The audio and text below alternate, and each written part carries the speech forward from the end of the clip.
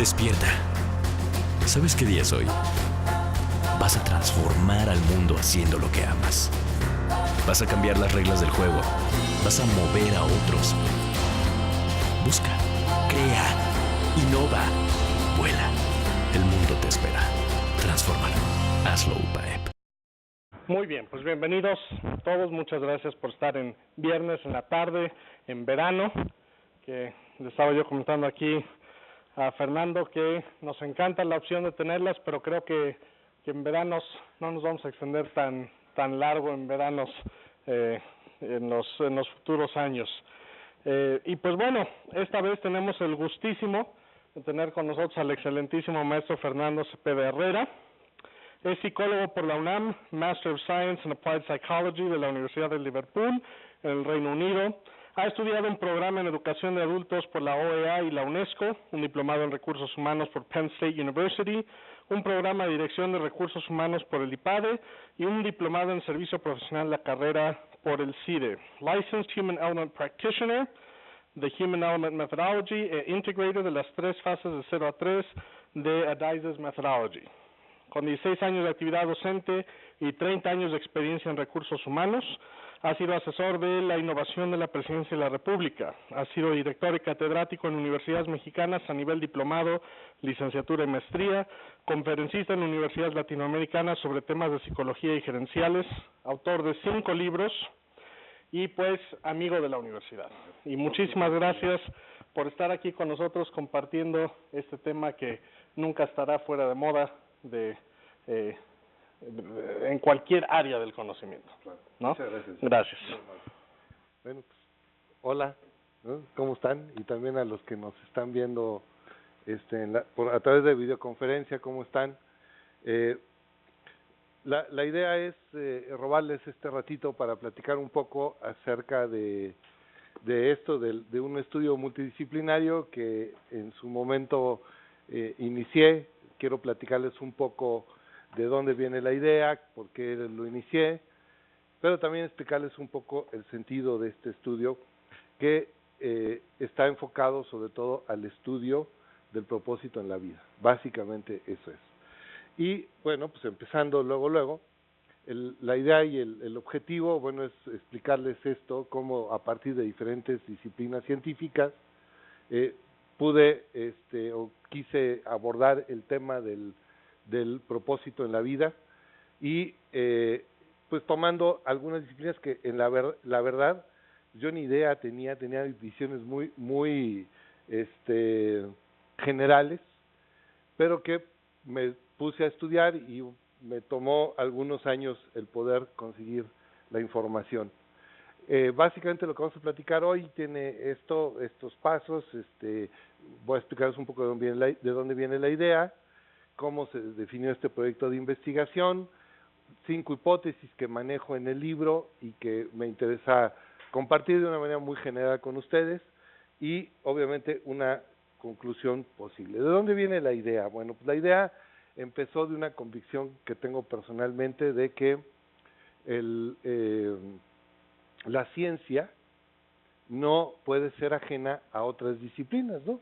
Como la filosofía, como la teología, se tocan de alguna forma o convergen de alguna manera, aun cuando sus campos de conocimiento son muy distintas, no necesariamente todas son lo mismo, porque sería entonces ilógico pensar para qué existen, cada una tiene su campo, pero tienen formas de converger. Entonces, con esa idea de que hay una convergencia, fue como empecé a buscar. Adicionalmente, me viene la inspiración, desde hace muchos años yo había leído a Viktor Frankl, que seguramente ustedes conocen, y que en el caso de Viktor Frankl, pues él fue un pionero en el estudio del propósito en la vida. Y cuando él hace sus propuestas sobre el propósito en la vida, el buscar vidas con sentido, con propósito, él descubre algo que es interesantísimo. Él descubre que las personas que no tienen un propósito en la vida, pues llegan a generar algún tipo de neurosis, porque tienen un vacío existencial que no les permite encontrar hacia dónde crecer, hacia dónde caminar, y este vacío pues los lleva con mucho sufrimiento a lo largo de la vida. Entonces, cuando leí esto de Viktor Frankl, en su libro, que ustedes seguro ya leyeron, que es el de El hombre en busca de sentido, extraordinario libro. Pues me llamó mucho la atención el cómo, pese a las circunstancias más adversas, las personas podemos mantener una vida con sentido. Y esto se juntaron algunas otras cosas, ¿no? La lectura de un libro que me cayó en las manos, no tan de casualidad, porque lo mandé comprar, pero había oído sobre él, que se llama La Tierra Extraña, Rare Earth. Y este libro me había llamado mucho la atención porque es un planteamiento de por qué es una verdadera rareza en nuestro planeta. Dentro de todos los planetas que hay en el universo, somos una cosa extraordinaria. Y bueno, hoy vienen otra serie de ideas que influyeron en mí. Adicionalmente, pues lo que busqué, y esto fueron 5 años de estar buscando información para tratar de tener yo los conocimientos que me permitieran poder escribirlo, porque obviamente yo no sabía muchas cosas de las que están planteadas acá, y entonces empecé a entrarle a algunas áreas que son absolutamente desconocidas, pues de astrobiología. Nada más tenía yo ideas muy generales, yo tenía ideas también generales de la teoría de la evolución, de la biología, y pues me metí como a tratar de entender un poquito más de estas disciplinas para tratar de fundamentar el sentido de este libro y el porqué de este libro. Adicionalmente, pues traté de que el estudio tuviera las bases científicas necesarias, ¿no? Utilizar revistas arbitradas, utilizar libros de publicación científica, etcétera, páginas web, pero no la página del vago, sino buscar, por ejemplo, la revista Nature o algunas otras revistas que tienen sus páginas web, pero que son publicaciones serias, ¿no? Y a partir de ahí dije, bueno, ¿por qué no empiezo a tratar de hacer algo de divulgación? Y empecé a tratar de ensayar un estilo de divulgación que fuera más enfocado a jóvenes, porque la intención de este libro está pensado en jóvenes de más o menos 18 a 35 años de edad, que es donde yo he detectado, o detecté al principio, cada vez me convenzo que no solo ellos, pero detecté al principio que son quienes con más frecuencia no tienen mucha idea de su sentido en la vida, de su propósito en la vida. Y entonces, bueno, dije, voy a tratar de escribir para ellos, y entonces el estilo que uso, que bueno, 100% ciencia, nada de filosofía, nada de teología, así tratar de resaltar datos significativos y usar algunas preguntas recurrentes y con alguna humor que por ahí inserto en el libro, trate como de hacer accesible el libro. Bueno,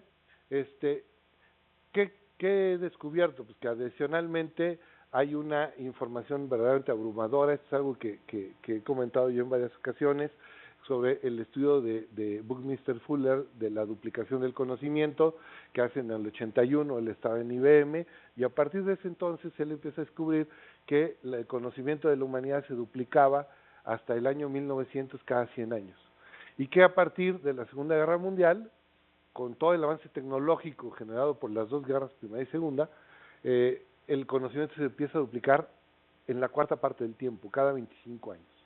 Y esta duplicación del conocimiento continúa escalando en una curva que crece exponencialmente, y que cuando en 2013 se hace una revisión de ese estudio por otro investigador que toma la misma metodología, Schilling, estudia esto, y él encuentra que la duplicación del conocimiento ya ocurría cada 12 meses. Y él empieza con la misma tendencia que lleva esta curva, y estima que la duplicación del conocimiento muy pronto iba a ocurrir cada 12 horas, ¿no? Entonces, ante este cúmulo de información, también descubro que hay la necesidad cada vez más fuerte de que haya enlaces entre todo el cúmulo de investigación que se genera con la gente de la calle, con el ciudadano común y corriente, para que le hagamos accesible y le acerquemos los conocimientos que se están generando en la ciencia.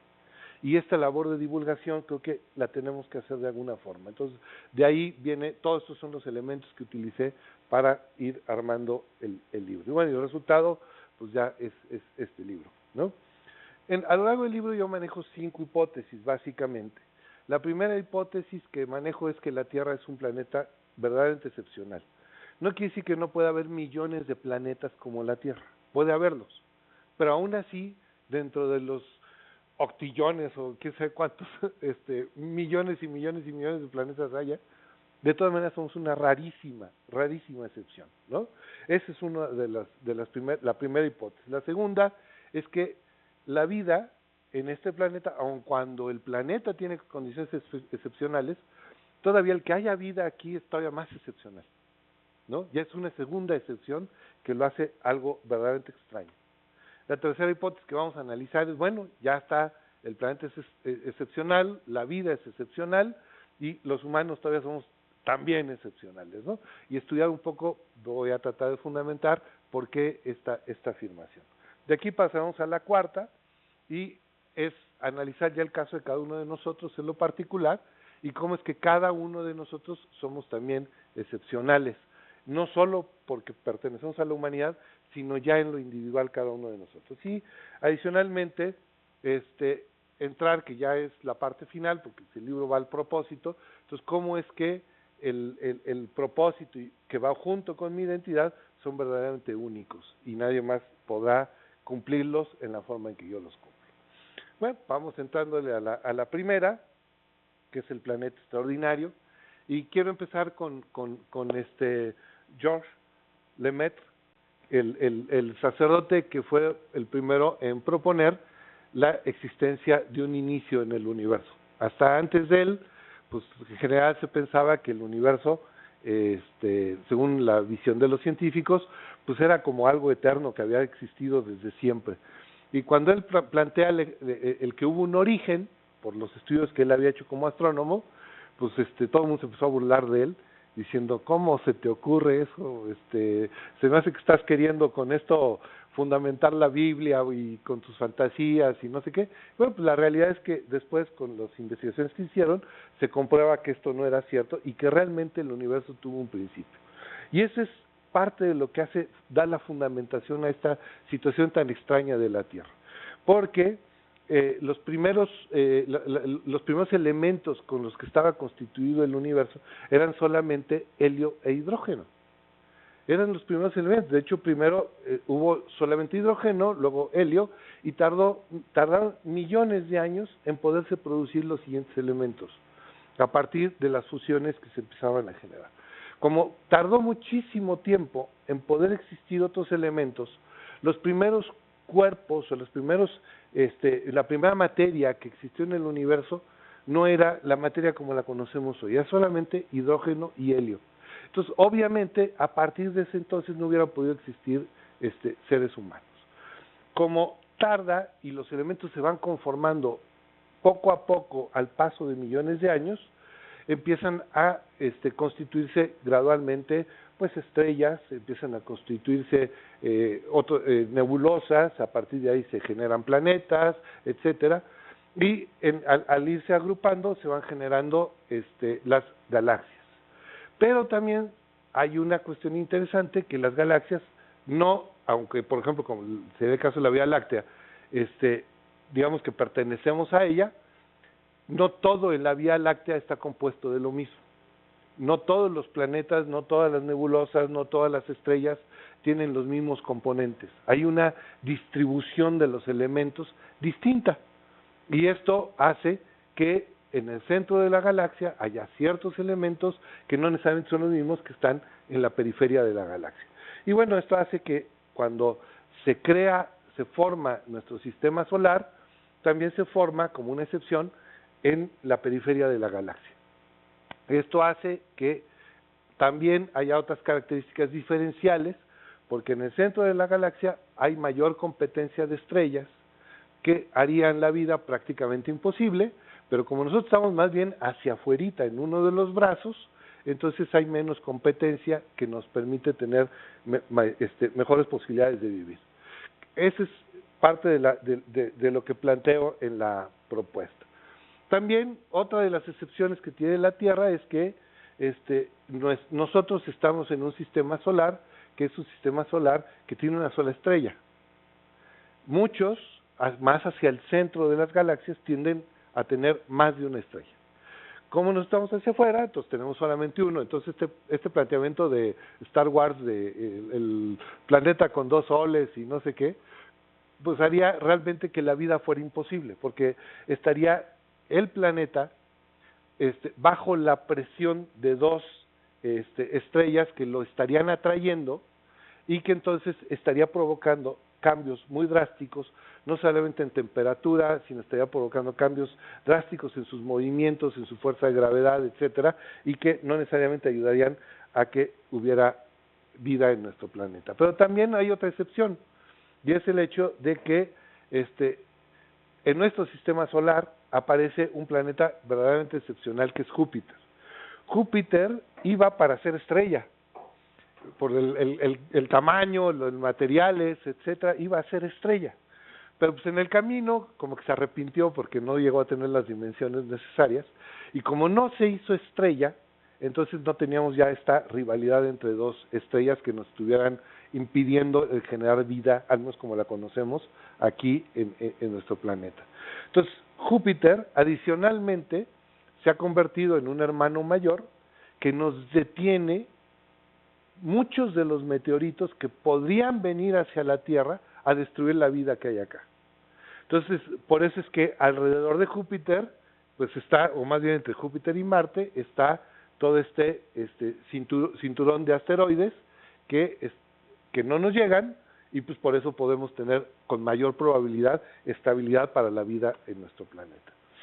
Además, bueno, pues nosotros, el planeta Tierra sucedió que estaba en la zona llamada habitable, ni muy fría, ni muy caliente, no muy lejos, no muy cerca, porque pues también si hubiéramos estado en otra posición, quién sabe si tendríamos vida. Otra excepción que tenemos es la Luna. La Luna nos ayuda con sus mareas, y los biólogos opinan que gracias a estos movimientos que genera la Luna, las mareas pudieron ser propicias para que hubiera el surgimiento de la vida. Sin la Luna no hubiera habido vida. Pero la Luna es otra excepción, porque es el planeta más grande que tiene el sistema solar. Los sistemas, los otros planetas que tienen lunas, proporcionalmente son más chicas con respecto a su planeta, y en el caso de la Tierra es proporcionalmente el satélite más grande de todos.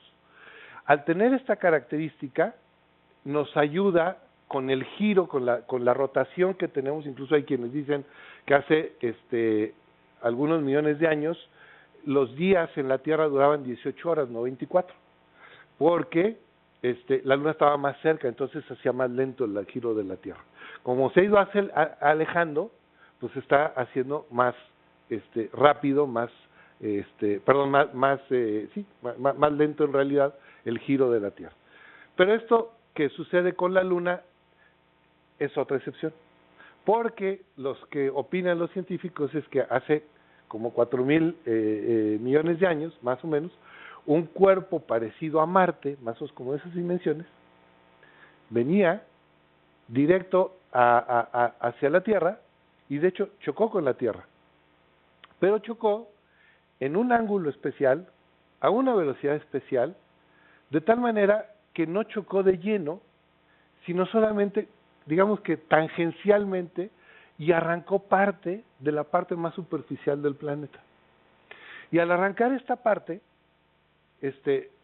sale, la Tierra lo vuelve a traer y provoca otro desprendimiento después, del cual sale la Luna, por el rebote, digamos, ¿no? Del choque, del segundo choque. Bueno, de ahí viene la Luna, pero es que se está alejando de nosotros. Pero si no hubiera sido por este cuerpo que viene y choca en esa velocidad, a esa distancia, en ese ángulo, todas esas características, no tendríamos esta Luna que es la que hace propicia la vida, ¿no? Y esa es otra excepción adicional.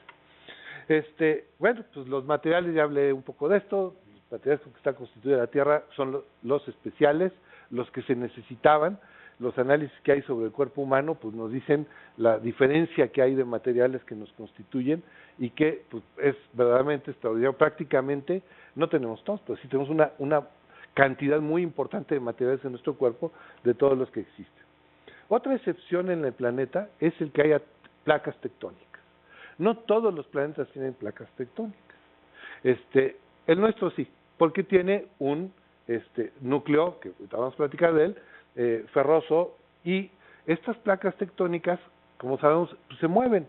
Y de hecho hemos escuchado que antes todos los continentes estaban unidos en solo uno. Como se han movido estas placas tectónicas, ese movimiento ha hecho que ciertos lugares que eran de repente cálidos se vuelvan fríos, otros se vuelvan desérticos, etcétera, etcétera, etcétera, y eso, según los investigadores, ha incentivado la evolución de las especies. Si todo se hubiera quedado más o menos estático, no hubiera habido la energía o la fuerza para suscitar las evoluciones. Y bueno, otra excepción es la atmósfera misma, que sabemos que al principio la atmósfera era una atmósfera dañina, ácida, no permitía la vida como la conocemos.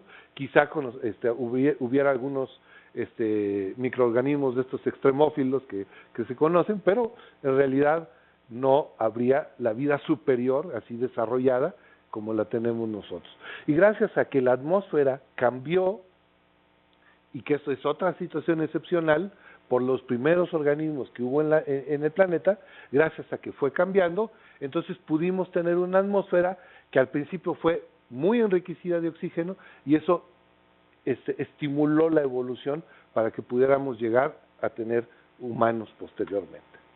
El núcleo ferroso es otra excepción. ¿Por qué? Pues porque no todos los planetas lo tienen, el nuestro sí lo tiene, y como lo tiene, nos protege de estas erupciones, por llamar de alguna forma, del campo solares, que nuestro campo magnético las desvía, ¿no? Bueno. Quizá haya vida en otros planetas, pero esto no quiere decir que no por eso, con muchas excepciones que ahorita comenté sobre algunas, no sea verdaderamente excepcional el que haya vida en nuestro planeta, ¿no? Puede haber muchos, millones, pero dentro de la cantidad inmensa de planetas que hay, de todos modos seguiríamos siendo una verdadera rareza. La siguiente hipótesis es pues que la vida es extraordinaria. Y aquí simplemente quiero platicarles un poco esta historia del huevo y la gallina. Nos dicen en la teoría de la evolución que pues de repente surge algunos compuestos orgánicos, y de estos compuestos orgánicos se va derivando la vida. Pues la realidad es que estos compuestos debieron haber constituido enzimas y debieron haber constituido proteínas para que entonces pudiera haber vida. Sin enzimas y sin proteínas no puede haber células vivas. Entonces uno dice, bueno, pues ya está, ya resuelto. El problema surge cuando uno sabe que para que se puedan producir las enzimas se necesitan proteínas que ayuden a metabolizarlas, a sintetizarlas, perdón. Y al revés, para que existan las proteínas se necesitan ciertas enzimas. Entonces, no sabemos qué pasó, pero unas se necesitan a otras para poder existir. Y lo curioso es que sin que hubiera ninguna de las dos, de repente surgen, aparecen, y pues puede haber vida, ¿no? Quién sabe cómo, pero de repente apareció. Otra excepción extraordinaria que a mí me llama mucho la atención y que no sé si ustedes lo han pensado, es esto de las células. Nos dicen, no, pues imagínate, pues ya hubo no sé qué ahí en el caldo de la vida que dicen, ¿no? Con el experimento que hubo en los 50, ¿no? Y entonces aparentemente, de ese caldo, de ese fabuloso caldo, pues ya surge la vida maravillosa y ya hay células, ¿no? Pero esas células no se sabían reproducir. ¿Cómo se reprodujeron? O pasó millones de veces, la misma situación de haber generado células vivas hasta que aprendieron a reproducirse, o hubo una célula prácticamente inmortal que no se sabía reproducir, pero que duró todo el tiempo hasta que aprendió cómo hacerlo. Y ahí, para mí, viene otra extraordinaria excepción de la vida. ¿De dónde sale? ¿Cómo es posible que de repente, de la nada, aparezca células que supieron reproducirse para generar otras que entonces pudieran darle continuidad a la vida que surgió? Pues como aprendieron a reproducirse, tuvieron que haber inventado más adelante, que esa es otra excepción, las células primeras, que sean las procariotas, que no tenían núcleo, pues para poder dar vida como la tenemos nosotros ahora, tuvieron que haberse inventado un núcleo. No había forma de inventar un núcleo, no existía nada con núcleo, ellas no tenían núcleo. Pero de repente alguna se aloca y dice, pues yo voy a tener un núcleo. Pero lo interesante es que esta que tuvo núcleo, también tuvo que aprender ahora a reproducirse con núcleo. Porque si no hubiera sabido reproducirse con núcleo, pues se hubiera muerto, ¿no? Hubiera que tener una mutación y se hubiera acabado ahí. Pero lo interesante es que hubo una cantidad extraordinaria de células que se pudieron reproducir hasta allá. Pues sí, la clave han sido las mutaciones, pero no todas las mutaciones funcionan. Algunas no necesariamente son las que ayudan más a la vida a sobrevivir. Entonces, las mutaciones de alguna forma fueron las adecuadas, las que se necesitaban, no cualquier mutación. Bueno, cambio un poco. Este es otro tema. En el planeta se calcula que ha habido al menos 24 extinciones masivas. 24. Esas 24 extinciones masivas que ha habido en el planeta han exterminado al 99.9% de las especies que se han creado, que han existido en el planeta. Lo asombroso es que se han muerto todas estas, menos el 0.01%, que eran las especies que de alguna forma podían llegar hasta nosotros. Las demás se extinguieron. ¿Cómo es que las que tenían que venir hasta acá, esas sí sobrevivieron? Para mí esa es otra excepción. Estamos aquí, pues porque esas especies anteriores lograron sobrevivir. Y bueno, la última sucedió, como lo sabemos muy bien, acá en Yucatán, ¿no?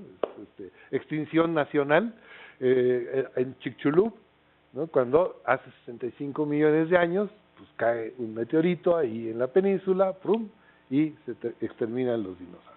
Pero esto tiene otra historia asombrosa. Como esto prácticamente acaba con todos los grandes animales que había, los dinosaurios que habían reinado por 200 millones de años en el planeta, los extermina. Lo curioso es que logran sobrevivir unos animalitos chiquititos, más o menos de 5 centímetros de largo, porque así eran los mamíferos. Y estos mamíferos habían aprendido, para protegerse de los grandes dinosaurios y de los otros animales, habían aprendido a vivir bajo tierra, porque ahí se protegían. Y entonces, cuando viene esta gran extinción por el meteorito, que cae lluvia ácida, fuego por todos lados, incendios, temperaturas insoportables, condiciones inadecuadas para la vida que matan a todo el mundo, se acaba el alimento, etcétera. Pues animalitos que vivían bajo tierra eran capaces de comer las raíces que sí se habían quedado ahí abajo. Y entonces logran alimentarse y logran tomar agua de la que había en el subsuelo. Y sobreviven.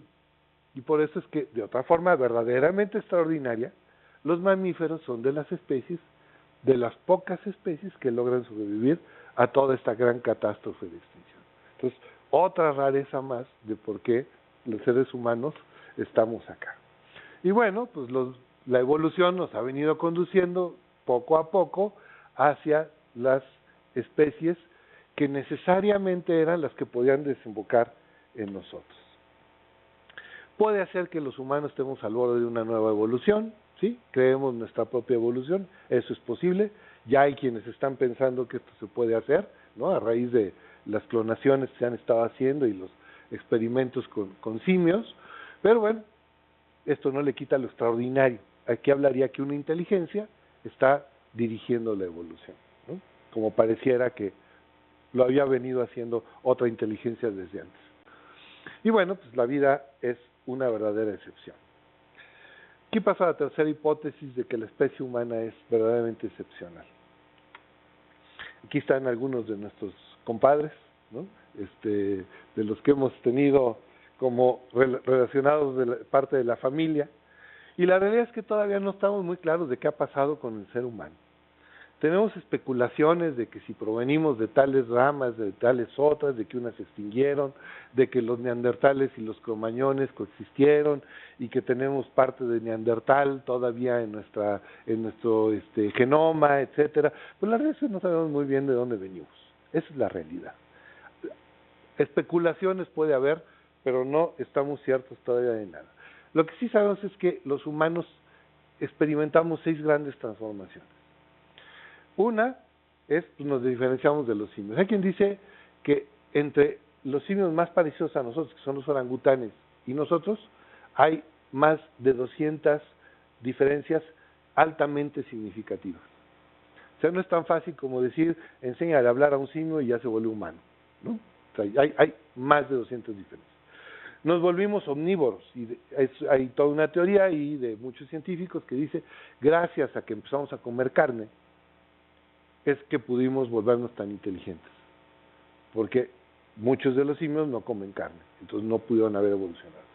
Aumentó el tamaño de nuestro cerebro, migramos a todo el planeta, cosa que no todas las especies han podido hacer, nosotros sí lo hemos podido hacer. Inventamos la agricultura, que es otra gran transformación, porque nos permitió asentarnos y seguir evolucionando, y bueno, pues ya desarrollamos muchas cosas hasta el Facebook, ¿no? Como elementos de inteligencia. Es excepcional la naturaleza humana porque así como muchos animales se han extinguido por enfermedades, pues nosotros no. Y aquí nos vienen algunos muy pequeños datos, así mínimos datos, de grandes catástrofes que hemos tenido en epidemias que han acabado con millones y millones de personas, pero los seres humanos hemos sabido sobrevivir. Lo mismo ha pasado con los desastres. Con los desastres naturales han terminado poblaciones enteras. Sin embargo, los humanos de alguna forma hemos podido sobrevivir a esto, ¿no? A mí no me gustaría ir en ese coche, no sé, ¿no? Además las guerras, o sea, no solo basta lo natural, nosotros mismos somos nuestro peor enemigo. A mí me impresionó este dato. En los últimos 5,000 años, solamente el planeta ha vivido 41 años de paz. Es impresionante nuestra capacidad de destruirnos. Y aún así hemos sobrevivido. Cuando vemos la cantidad de muertos que se han generado en las guerras, bueno, es un milagro que sigamos vivos después de todo esto. Y bueno, aquí les quiero platicar un poco de una historia personal. Sucede en la Revolución Mexicana, por eso tengo yo esta imagen acá, y es la historia de un hombre, del médico de Pancho Villa que se llamaba Ladislao. Y Ladislao, un hombre médico, soltero, andaba en la Revolución, como decían en ese entonces, en la bola, ¿no? Ahí iba y venía y andaba. Bueno. Y entonces, un día llegan y se estacionan con los trenes de Pancho Villa a las afueras de Lagos de Moreno, Jalisco. Y entonces estaban esperando a que se resolviera una estación de batallas allá en Guadalajara, y mientras se quedan por ahí esperando a ver qué pasaba. Y cuando están ahí, Ladislao entra al pueblo, a Lagos de Moreno, y ve una muchacha y que se enamora de la chica esta que estaba ahí, ¿no? Le encantó. Pero pues, como en esos años, pues no era de que vámonos al antro y a echar unas chelas, y no había eso, ¿no? Entonces ahí era de miraditas, se veían y así, ojitos, y con eso ya se cortejaban, y ya a partir de ahí ya decidían si se casaban o no, ¿no? Entonces, pues ya se habían echado el ojito, y en eso Pancho Villa recibe noticias de que pues estaba complicada la cosa en Guadalajara, y entonces toma la decisión de levantar el campamento, levantan y pues empiezan a decir, ¿verdad? Da la orden, y cuando da la orden, pues bueno, empiezan a recoger todo, se entera este doctor, Ladislao, y dice, chin, ya nos vamos, ¿y cómo voy a dejar aquí a Dolores, se llamaba, esta chica? ¿Cómo voy a dejar aquí a Dolores, no? No, pues no. Agarra y se va corriendo a Lagos de Moreno y habla llega a la casa de Dolores, toca hablar con el que él quería que fuera su suegro, el papá de Dolores, y le dice, oiga, pues mire, yo quiero pedirle la mano de su hija y bla, bla, bla, bla, bla. Bueno, pues resulta que este señor le dice, no, usted es un revolucionario, anda en la bola, como mi hija, que es una señorita de familia, se va a ir con usted ahí, ni loco, ¿no? Pues se regresa Ladislao al campamento, triste, ¿no? Deprimidón, pues se tenía que despedir de esta mujer que le encantaba, y eso lo ve Pancho Villa. Pancho Villa casualmente le pregunta y le dice, ¿qué le pasa, doctor? Y así con ese acento, ¿no? de Villa. Y Pancho Villa le dice, y el doctor le platica Ladislao, le dice, ¿qué cree mi general? Ya le cuenta todo el rollo. Y en eso Pancho Villa, con su arrogancia, dice, a ver, ¿cómo?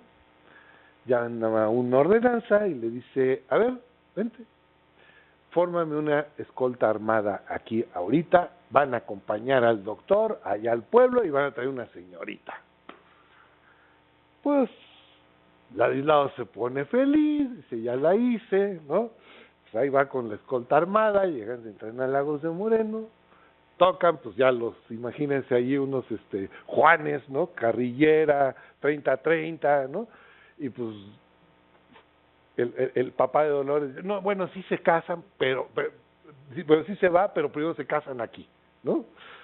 Entonces, pues ya autoriza que se casen. La historia viene porque, bueno, y ya se va Dolores y anda con él en la revolución. Y la historia viene al cuento por lo siguiente. Parte de lo que hemos ido platicando es, la tierra es extraordinaria, y es una excepción. La vida es una excepción, la humanidad es una excepción, pero aquí, esta es la historia de mis abuelos.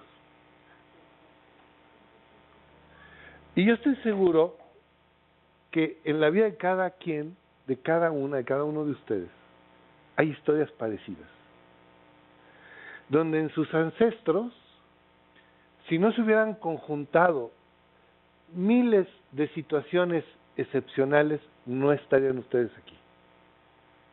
Y cuando yo pienso en mis abuelos, digo, a ver, si no se le ocurre a Villa pararse afuera de Lagos de Moreno, si mi abuelo no ve a esa mujer y si no se gustan, y si no se le ocurre a mi abuelo que cuando ya se iban, va y la pide en matrimonio, y si casualmente cuando le dice que no se encuentra Villa, y si casualmente Villa no le pregunta, y si Villa no se le hubiera ocurrido mandar una escolta, y si mi abuelo se hubiera negado, el bisabuelo se hubiera negado y no deja, bueno, y sí, yo no estaría aquí. Y lo mismo ustedes. Y esto me pone ante otra excepción. No solamente es la humanidad, en general una excepción.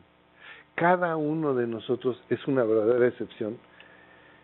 Cada uno de nosotros, y este es un dato que a mí me llama mucho la atención, solo uno entre 2.5 trillones de posibilidades de que nosotros fuéramos quienes somos. Porque si consideramos que tenemos entre 25 y 30 mil genes cada uno de nosotros, la combinación de los entre 20,000 genes de mi mamá más los 20,000 genes de mi papá, al combinarse y al llegar en el espermatozoide y en el óvulo y combinarse y que de veras salga, bueno, todas esas probabilidades dicen que yo hubiera podido ser absolutamente diferente y que la posibilidad de que yo sea quien soy es esa, 2.5, 1 en 2.5 trillones de opciones. Yo soy otra excepción. Cada uno de nosotros es otra excepción. Y somos verdaderamente únicos. No hay más gente como nosotros. Bueno, tenemos adicionalmente, ¿mandé? Sí, es mi abuela. Y yo no soy. No, ese no soy. Es mi hermano. Tenemos 7,000 cuatrillones de átomos. Cada uno aproximadamente en nuestro cuerpo. Bueno, habrá quien diga, no, yo tengo 5 menos, o yo tengo 10 más, ¿no? Pero, no, más o menos, ¿no? Ok. Pero el 98% de estos átomos se reemplazan cada año. Y seguimos siendo la persona que somos. Y esa persona que somos no cambia. Y esa es otra excepción. Extraordinaria excepción. ¿Cómo es que nos mantenemos siendo los mismos? Y aquí es donde con el libro yo voy cerrando y ya empiezo a hacer algunas preguntas. Todo este esfuerzo del planeta, la vida, la humanidad, la propia, mi propia ascendencia, el legado que ellos han dejado, ¿va a morir conmigo o no va a morir conmigo? Y yo tengo esa decisión en mis manos. Y yo puedo decidir si se acaba o no se acaba. Cuando en realidad, y yo creo que conocen a Nick Vujicic, ¿no? Extraordinario. Pues los seres humanos, no importa las circunstancias que enfrentamos, hemos superado o somos capaces de superar cualquier obstáculo. Y cada uno de nosotros es capaz de hacerlo. Y entro a la última, donde es la quinta hipótesis, de pues cada uno de nosotros es único. Y entonces, viendo todo esto, es cuando yo ahora sí entiendo el por qué hay una identidad. Y por qué cada quien es quien es único, irrepetible e insustituible. Porque toda esta historia me hace verdaderamente excepcional, irrepetible. Donde adicionalmente, esta identidad se combina, como lo dice la psicología contemporánea, identidad y propósito son las dos caras de mi yo, de mi persona. Son dos facetas de mí. Y en la medida en que yo tengo definida una identidad, puedo definir un propósito en mi vida. Y cuando yo defino un propósito en mi vida, entonces se fortalece mi identidad. Y se va convirtiendo esto en un círculo virtuoso, donde identidad y propósito se van enriqueciendo cada vez más y van evolucionando juntos. Y si yo no empiezo por definir un propósito, acabo no pudiendo consolidar mi identidad, y al revés. Ambos, identidad y propósito, se forman, dicen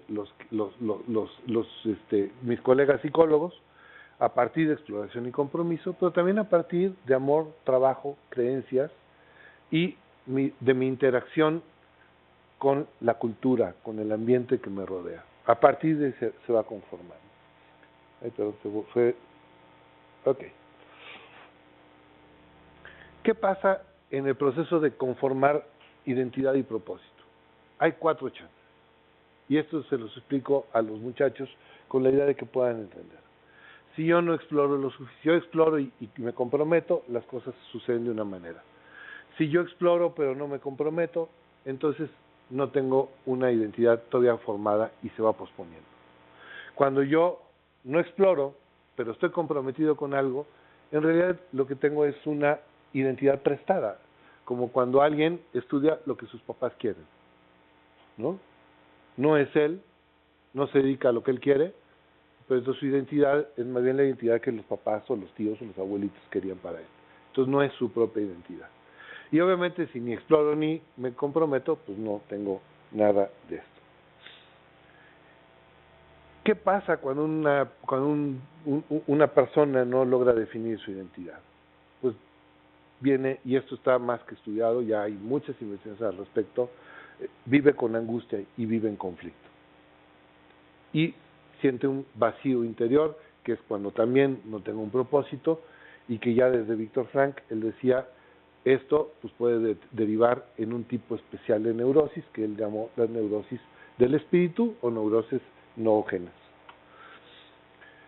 ¿Qué consecuencias hay si yo lo hago? Si yo sí defino una identidad y si le pongo un propósito a mi vida. Si yo lo hago, entonces mi vida se vuelve más satisfactoria, me siento más feliz en el día a día, tengo mayores motivos para estar contento, empiezo a tener mayor estabilidad emocional, puedo enfrentar la vida con otros ojos, tengo bienestar físico y psicológico y además mi autoestima se siente mucho mejor. Estos son solo unos poquitos de los múltiples beneficios y dije voy a poner nada más los que me parezcan más representativos, pero está estudiado y hay muchos más beneficios a partir de ahí. Y lo más triste es que en el contraste entre la tristeza, la angustia, la desolación y todos esos beneficios, pues hay un abismo importante, pero solo el 20% de los muchachos define un propósito en su vida y tienen una identidad definida. Solo el 20%. Y esto hace pues que tengamos una sociedad donde una muy buena cantidad de personas vive pues, con lo que se le va presentando en el día a día, donde no sé realmente qué quiero, no hago exactamente las cosas que me hacen sentir pleno, porque hago cosas, algunas me siento contento, pero no me siento pleno y realizado. Y eso es porque esas cosas no necesariamente son el propósito que fortalece mi identidad. Bueno, y aquí ya además muy rápido, hay 5 niveles de darle significado a la vida. Uno es percibir que la vida toda tiene un sentido, percibir que las cosas todas tienen un propósito, como cuando incluso me pasan cosas desagradables, y decir, esto me pasó por algo, y es por algo bueno, porque algo que puedo sacar de aprendizaje o de beneficio. Cuando yo empiezo a percibir que hay un sentido en toda mi vida, la gente que por desgracia llega a suicidarse es porque ya siente que no hay un sentido. Pero el primer paso es eso, no importa la circunstancia donde esté, todo tiene un sentido. La segunda es que todo lo que yo haga, lo trate de hacer con un sentido. Cuando simplemente hago las cosas nada más porque se me ocurrió, pues no estoy dándole un sentido. Entonces otra forma de darle un sentido a mi vida, un nivel más elevado, es que lo que yo haga, lo haga con sentido. Otro, ya nivel más elevado, es que yo me proponga objetivos en mi vida. No es lo mismo tener un propósito en la vida que tener objetivos. Tener objetivos es como decir, voy a comprar mi casa, voy a tener mi coche, voy a terminar mi maestría, voy a hacer esto. Esos son objetivos, son muy buenos, son extraordinarios, pero eso no puede ser el propósito en la vida. El propósito en la vida es mucho más pleno. Más adelante voy a explicar un poquito en qué es lo que yo veo que es diferente. Pero me ayuda a empezar a definir objetivos. Entonces, si no tengo objetivos en mi vida, empezar a plantearlos me empieza a dar solidez. ¿Y ahora qué voy a hacer? ¿Y ahora cómo voy a lograr este año, el año que entra, dentro de 5 años? Y empiezo a tener estos objetivos. Además, estos objetivos es mejor, y llego a otro nivel más para darle sentido a mi vida, si estos objetivos me ayudan en mi desarrollo. Porque un objetivo puede ser tener un coche, pero un objetivo que me ayuda en mi crecimiento, me ayuda a darle mayor perspectiva a mi vida, un propósito más sólido. Y el último es cuando no solamente mi vida tiene un propósito para mí, sino adicionalmente tiene un propósito para mí y para otros. Y cuando logro hacer esto, que es cuando yo le llamo trascendemos, tenemos trascendencia en la vida, es cuando en realidad mi vida tiene un verdadero propósito. Esto es lo que yo digo que es un propósito. Para mí un propósito se distingue de un objetivo en esto.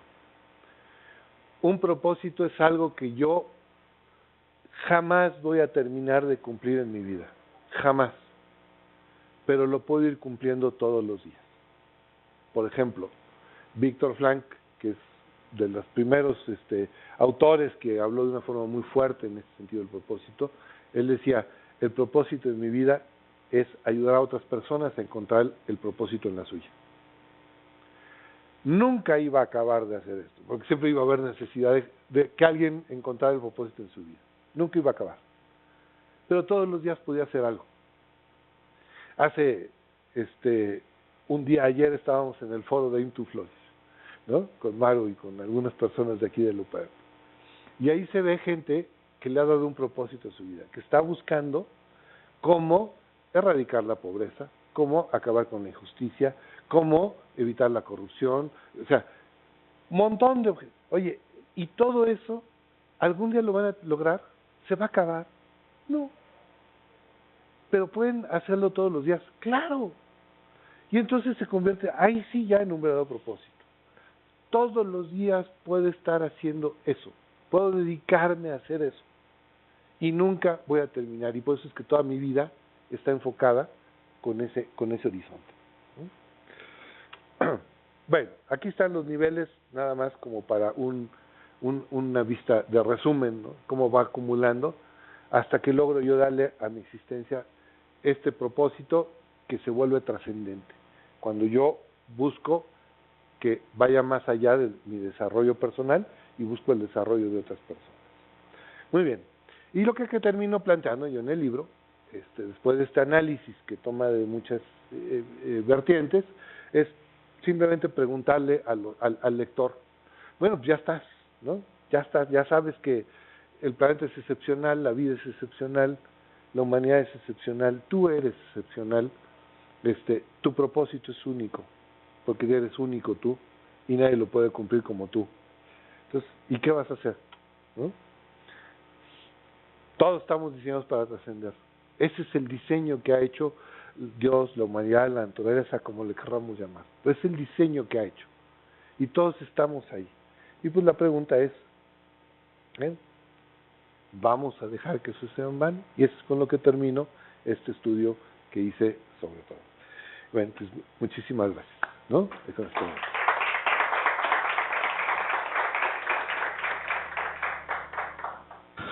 Muchas gracias. Estamos por videoconferencia, entonces para que nos puedan escuchar también, si alguien tiene una pregunta o un comentario, pues como cada vez se empuja el botoncito, se enciende la luz verde, nos escuchan, participan y al terminar su participación lo vuelven a empujar y se apagan. Muchas gracias. ¿Alguien con alguna pregunta o comentario?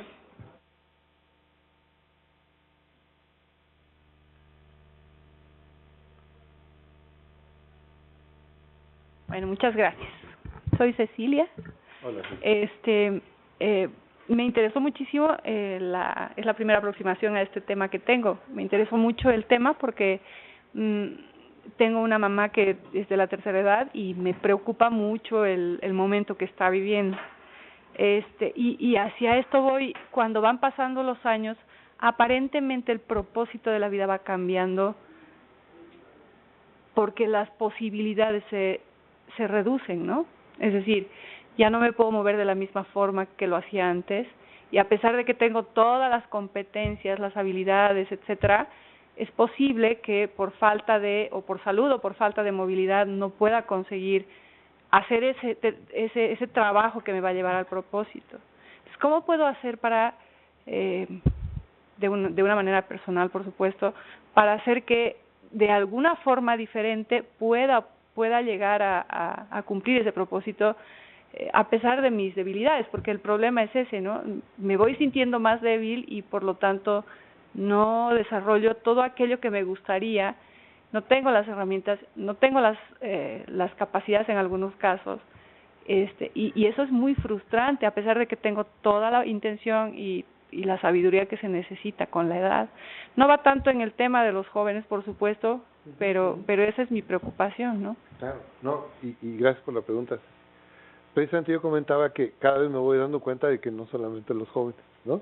Porque muchas personas con las que he platicado de esto, precisamente tocan el tema de quienes somos de la tercera edad, ¿no? Porque ya estoy 62 años, ya brinqué la valla para allá, ¿no?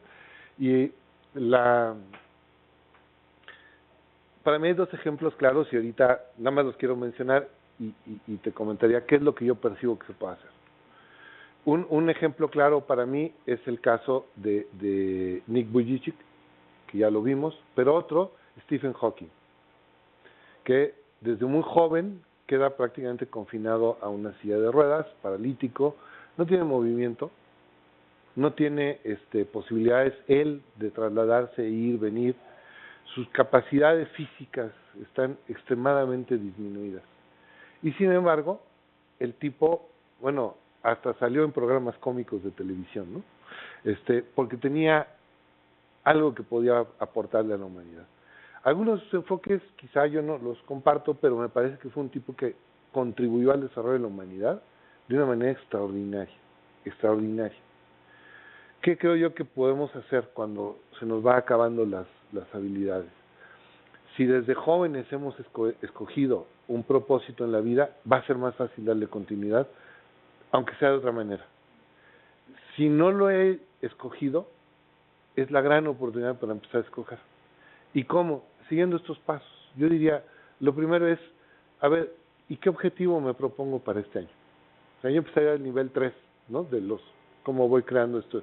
Primero empezar a encontrarle el sentido a que mi vida se va extinguiendo. ¿Esto tiene sentido o no tiene sentido? Ahora, las acciones que yo haga podrán tener sentido o no. Y voy definiendo mis objetivos. Y si esos objetivos puedo decir, y a partir de aquí, ¿cómo voy a seguir yo desarrollándome? Entonces, ya voy avanzando cada vez más, con esos mismos 5 niveles. Creo que son aplicables en todas las edades. Y cuando nosotros nos vemos que vamos a llegar pues a ya una edad donde no vamos a poder, pues más vale que vayamos pensando en cómo puedo yo no defenderme y aferrarme a lo que yo hoy tengo y decir, estoy peor mi salud, ya no voy a poder hacer esto, ¿no? Sino de cómo puedo yo transitar en esta etapa. Creo que, o sea, para mí eso es lo que habría que hacer. Ahora, por desgracia, en una persona joven o en una persona de la tercera edad, pues nadie le puede dar sentido a su vida si él no se lo da, ¿no? Entonces, un poco. Pero podría incentivársele a partir de decir, oye, ¿qué objetivo quieres lograr ahorita, no? A ver, oye, ¿qué te propones? A lo mejor no con esas palabras, uno sabrá cómo acercarse, pero ayudarle a que empiece a definir objetivos. Eso le va a sacar de una situación de ya quedar en una como indefensión ante la edad, ¿no? Sí, gracias, Ceci. Si quieres y luego. Gracias, Benzo. Pues nuevamente felicitarle por la temática, por esta motivación.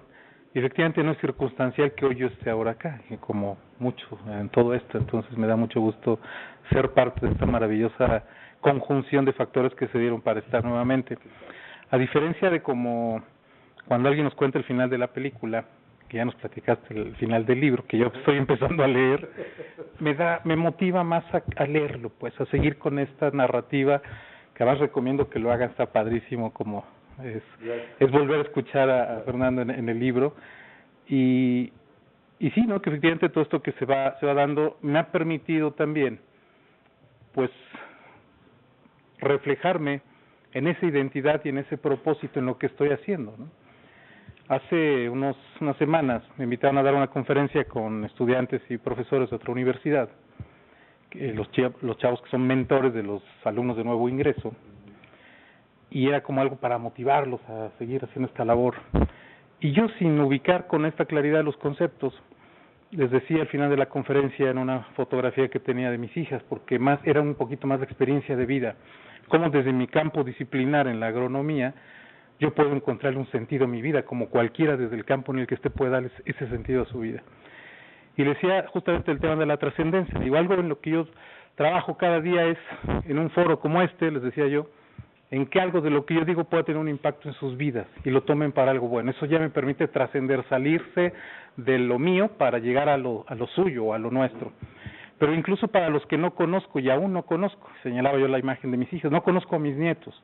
Me encantaría tenerlos, no sé qué plan tengan mis hijas, pero a mí me encantaría tenerlos.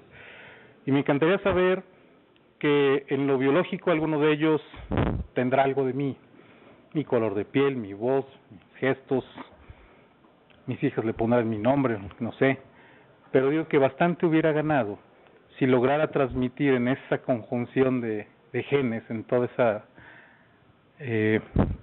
combinación genética, las ganas de vivir la vida como las tengo yo. Entonces creo que eso es lo que me invita o me sigue invitando a que yo siga haciendo después de escucharlo. Gracias nuevamente. Hermosísima reflexión y me conecta con algo que de lo cual estoy convencido. Creo que reducir la transmisión de la vida a lo meramente biológico, genético, es reduccionista. La vida es todo, y cuando un humano transmite la vida, transmite genética, psicología, historia familiar. Hay psicólogos que dicen que va hasta un inconsciente colectivo, ¿no? Muchas cosas que tenemos en nuestra mente las pasamos a las siguientes generaciones. Y yo estoy convencido de eso. Incluso en Francia hay toda una corriente muy fuerte ahora que le llaman la psicología transgeneracional, que habla precisamente de cómo, por ejemplo, este entusiasmo, este cariño por la vida que estás comentando, esto se pasa a los hijos, y de los hijos pasa a los nietos, y va pasando de generación en generación. Y así como pasan las cosas a veces duras, difíciles, tristes, también estas cosas positivas van pasando. Y para mí es una muestra hermosa, pues, de lo que es la vida, porque la vida no es solo biología. Entonces, qué padre este entusiasmo y esta reflexión que ahorita nos compartías. Me parece una enseñanza extraordinaria, porque tus nietos de todos modos lo van a recibir. Bueno, es convicción mía, no. De esto hay investigaciones que lo han encontrado, hay quienes hablan de fenómenos como el síndrome de aniversario y cosas así, de cosas que van pasando de generación a generación, que ya han ido estudiando. Y yo creo, por lo que he leído, que sí sucede. Entonces, seguramente va a llegar a tus hijos, ¿no? A tus nietos, Carmen. Entonces, si quieres, Carmen María, y luego Johnny. Sí, sí. Muchísimas gracias, Fernando, por tenerte todavía por acá y poderte aprovechar, la verdad. Pues dijiste muchísimas cosas ciertísimas, ¿no? Y me parece que de lo que estás diciendo, pues tiene que ver que todos los que estamos acá en este mundo es que somos unos luchadores ya porque nacimos, ¿no? Porque estamos aquí y tenemos capacidad de sobrevivir. Pero dijiste algo que me parece que es clave en la identidad, en el descubrimiento, el autoconocimiento, ¿no? Que tiene que ver con autoconocerse en los propios talentos, ¿no? Hablabas de Stephen Hopkins, que justamente dices, pues ahí encontró algo y eso es lo que aportó, ¿no? Entonces te pregunto, dentro de los cambios de etapa, o como sabes, cambios también de vida de uno, ¿cómo... ¿qué sugieres para encontrar o para continuar, como dices, que no se acaba, ese propósito y sobre el talento más significativo? Porque podemos tener varios, pero como lo que más nos identifica, ¿no? Lo que somos más nosotros o lo que es irrepetible. Yo algo que normalmente recomiendo a las personas es: siéntate un día tranquila, con tu cafecito, si te gusta una cerveza, lo que te haga sentir tu copita de vino, relajada, ¿no? En paz, te sientas, tomas una hojita de papel, numeras del 1 al 20, si puedes del 1 al 30 mejor, y empiezas a escribir las cosas que te gusta hacer en la vida. Lo que sea, ¿no? Yo exagero luego hasta diciendo que me gusta hacer el amor, lo pongo, ¿no? Que me gusta tomar paletas de limón, lo pongo, ¿no? Lo que realmente me gusta en la vida. Y hago mi lista enorme. Teniendo mi lista, empiezo a buscar si hay patrones ahí. Oye, mira, esto se refiere a contacto con las personas, esto se refiere a transmitir conocimientos, esto se refiere a impulsar el desarrollo de otros, yo qué sé, ¿no? Lo que aparezca en la lista. Pero lo primero es hacer la lista sin prejuicio, como salga, ¿no? Entonces digo, copita de vino para relajarse y echarle ahí, escribir. Luego buscas patrones, y cuando ves esos patrones, te empieza a dar la pista y te empieza a decir hacia dónde está tu vida orientada. Y entonces en ese momento te preguntas, ya viendo esos patrones, decir, ¿cómo aprovecho hoy en mi vida todo esto que me gusta para lograr una actividad que me desarrolle, de preferencia que además me dé dinero, para que haga la parte, primero es el desarrollo, además para que la haga y me dé para vivir, para yo estar tranquilo en eso, y que me ayude al desarrollo de otros. Entonces, ¿cómo puedo juntar esto para que apoyen esas tres cosas? Si encuentro, en este momento encontré ya pistas para el propósito de mi vida, ¿no? Porque esas cosas que normalmente he hecho, y sobre todo los que ya no somos adolescentes, ¿no? Que tenemos un poco más de experiencia, pues las cosas que me gustan ya son cosas probadas. Y son donde mi vida naturalmente me ha llevado. Entonces, como ya son las cosas probadas, pues son las cosas que realmente me apasionan. ¿No? Ya está, ¿no? ¿Sí? ¿Ayuda? Muchas gracias. No, al contrario.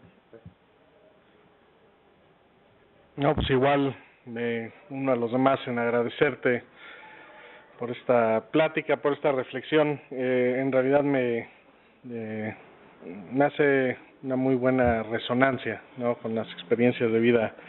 En la licenciatura me encontré con un excelente profesor, mi abuelo académico, que nos ayudó a distinguir la diferencia entre quieres cambiar el mundo y quieres vivir para ver que el mundo cambió por algo que hiciste, que son un punto de vista es más egoísta que el otro, ¿no? Entonces, encontrar el propósito no tiene que ser un propósito que tiene dividendos que se pagan ahorita en tu vida, ¿no? Y el otro, pues, fue ya acabando la universidad, encontrándome con el médico que me decía que ni a los 35 llegaba, ¿no?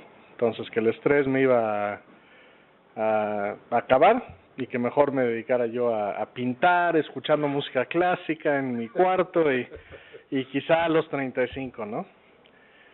Y pues vale más la pena encontrar un sentido de vida, un propósito, y aprender entonces cómo lidiar con estos problemas, ya sea la falta de movilidad, la falta de lo que estemos una posibilidad de hacer, ¿no? Pues era yo basquetbolista y me encantaban estar en las montañas y el deporte.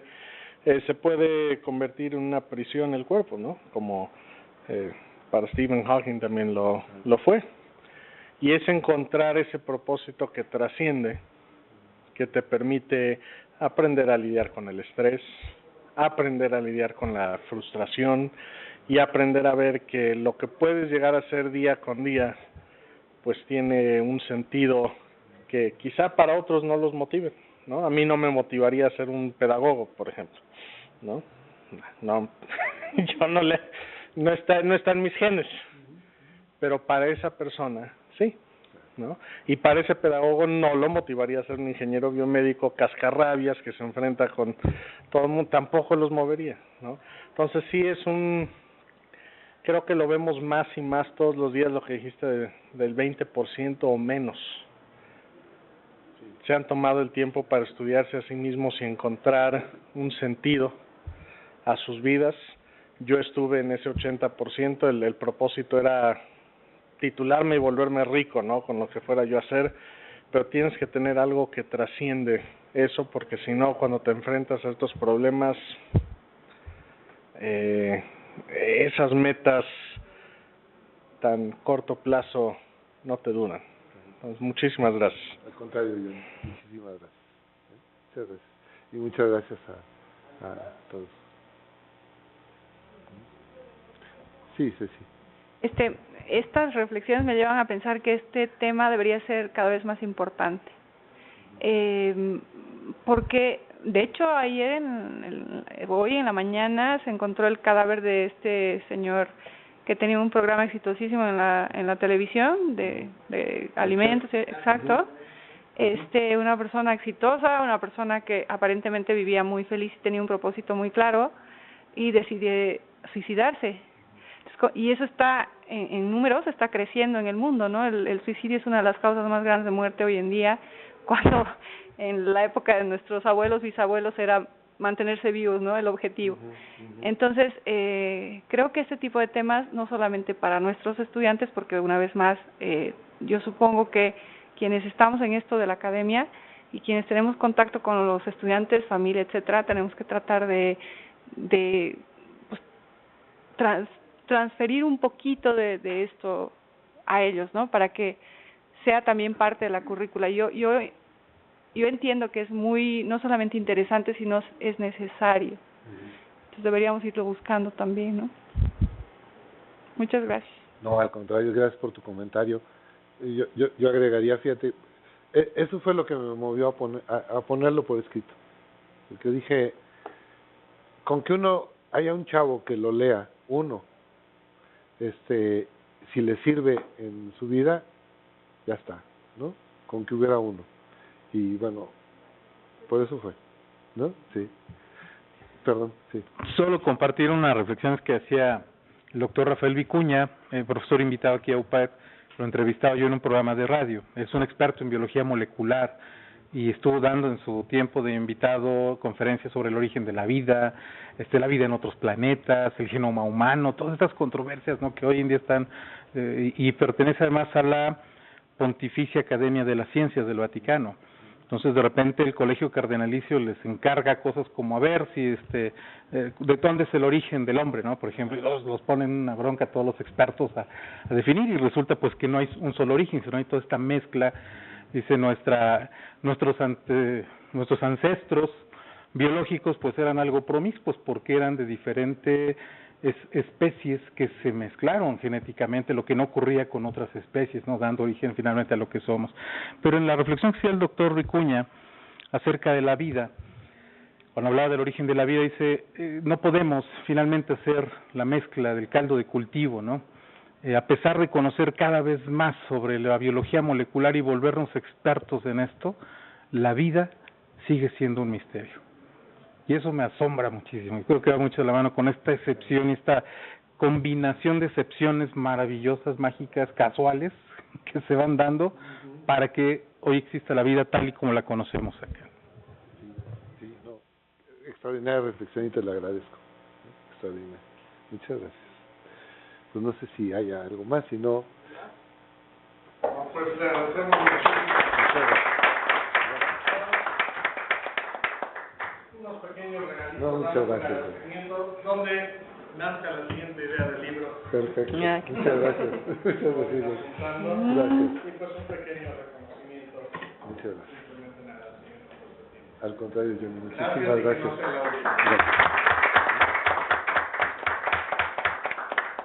Gracias por estar aquí con nosotros. Gracias. Gracias. Y altamente recomendable el libro Juegos de Corazón. No dejen de comprarlo. Solo creo que es así.